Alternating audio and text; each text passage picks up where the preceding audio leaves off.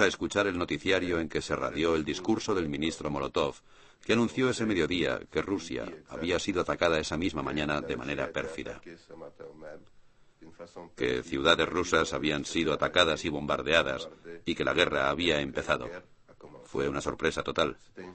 Pero comprendimos que había que olvidarse de los proyectos de futuro, porque todo había cambiado. Fue un gran sinsabor. En la ciudad se sabía que la guerra iba a ser algo terrible, pero no sabíamos con exactitud qué iba a pasar. Hubo inmediatamente asaltos a los almacenes, porque los almacenes estaban también abiertos los domingos. Y desde el día siguiente empezó el racionamiento, la movilización general, la marcha de gente hacia el frente. 2 días después, todos los correos fueron requisados. Había que contentarse con la información oficial, y aunque constatábamos el espíritu heroico de los combatientes, se adivinaba que las cosas no iban bien, que el ejército ruso retrocedía y que los alemanes ocupaban todas las ciudades una tras otra.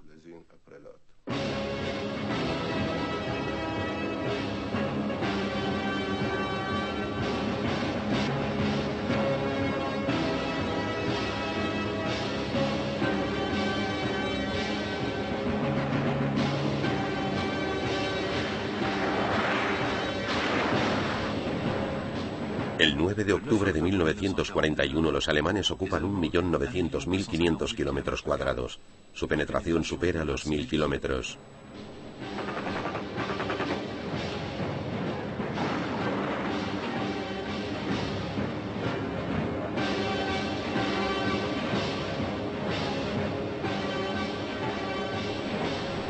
El ejército rojo resiste a pesar de su falta de preparación y de la desorganización, y a pesar también de la sorpresa de un ataque que Stalin no creía posible, a despecho de la advertencia de Churchill. Pero las gruesas divisiones soviéticas quedan encerradas y aplastadas siguiendo la táctica elaborada por el general Manstein. En 4 meses, los alemanes toman 3 millones de prisioneros.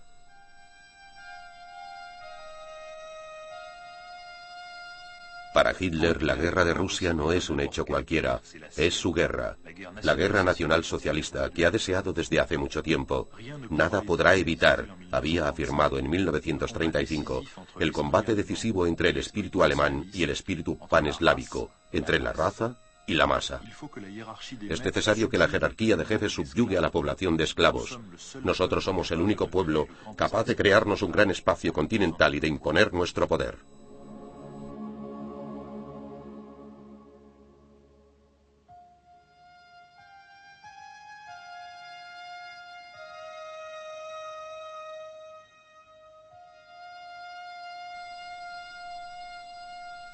Por ello se nos ha impuesto el deber de despoblar, así como tenemos el de cultivar metódicamente el crecimiento de la población alemana. Me preguntáis qué significa despoblar y si tengo intención de suprimir a naciones enteras. Pues bien, sí, eso es más o menos. La naturaleza es cruel, por lo que también nosotros tenemos el derecho de serlo.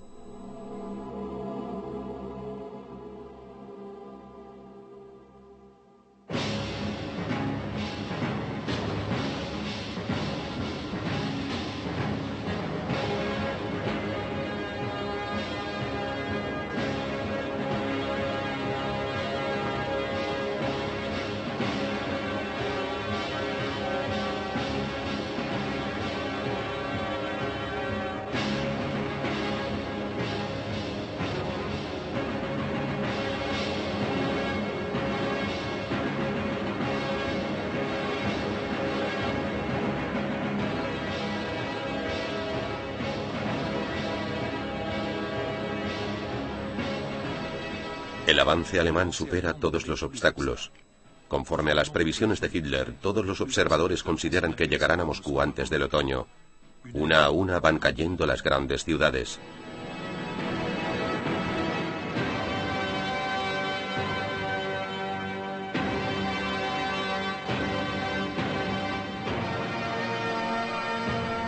En el momento más crudo de la derrota de sus tropas, Stalin realiza un giro decisivo. K.S. Carroll nos lo cuenta. Varios días después de iniciarse la guerra, había ya mucha gente refugiada en Rostov. La situación era deprimente para mis camaradas rusos. ¿Cómo era posible que el ejército ruso, por el que el pueblo soviético había hecho tantos sacrificios, no fuera capaz de detener a los alemanes? Fue Stalin quien aportó la respuesta en un discurso que comenzó de manera dramática. En vez de hablar como hacía habitualmente a los camaradas, se dirigió a mis hermanos y hermanas, mis amigos.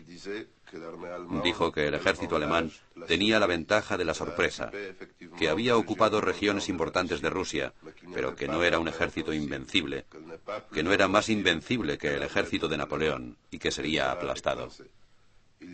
Utilizó por primera vez el término guerra y definió esa guerra como la gran guerra patria del pueblo ruso. Pedía a los ciudadanos soviéticos que resistieran donde quiera que estuvieran, y donde no fuera posible resistir, que lo quemaran todo y no dejaran a los alemanes más que la tierra baldía. También apelaba a los partisanos para que cortaran todas las líneas de comunicación de los alemanes. En breve, pedía que se resistieran a los alemanes del mismo modo en que los rusos habían resistido a la embestida de Napoleón. Así que a partir del día siguiente, se pegaron carteles por todo Rostov que mostraban a los cosacos con el sable desenfundado y con la inscripción: «Cosacos, no hay nada imposible. Aniquilad al ejército alemán como vuestros antepasados aniquilaron al ejército de Napoleón».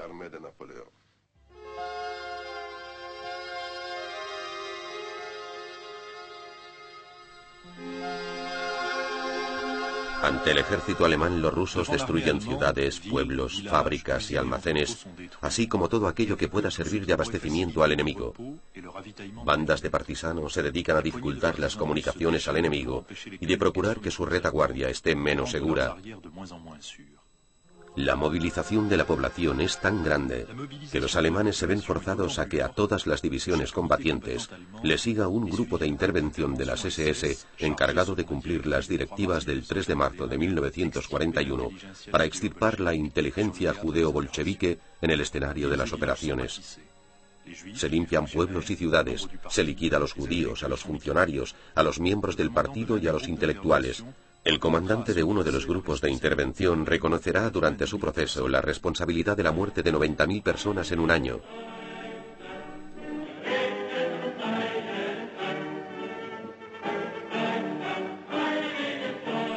Seguro de su victoria, Hitler prepara la descuartización sistemática de la Unión Soviética. Organiza la administración alemana en Rusia, bautizándola como Administración Hindenburg, encargada de habituallar a Alemania a expensas de la URSS. Según las previsiones de los estadistas alemanes, 10 millones de rusos tendrán que morir de hambre. No soñamos en convertir a los rusos al nacionalsocialismo, declara el secretario de Estado, para el habituallamiento y la agricultura. Simplemente los usaremos como nuestros instrumentos.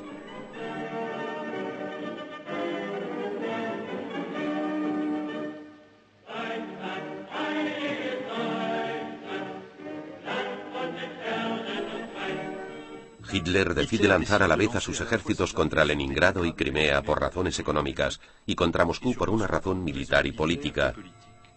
Un general alemán escribe en su diario: los espacios parecían infinitos, los horizontes nebulosos. Las buenas carreteras escaseaban, mientras abundaban los malos caminos. El civil ruso es rudo y el soldado ruso mucho más. Parece poseer una ilimitada capacidad para obedecer y soportar. Llueve desde finales de octubre. La niebla espesa e engulle a los vehículos. Es imposible acampar al aire libre. Guderian tarda 5 días en recorrer 75 kilómetros.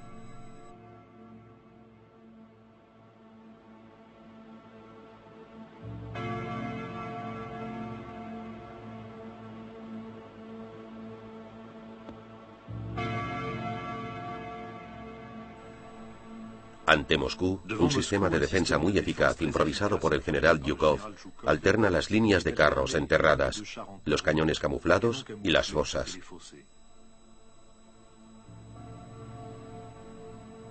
La resistencia rusa no solo retrasa al ejército alemán, sino que hace llover contraataques.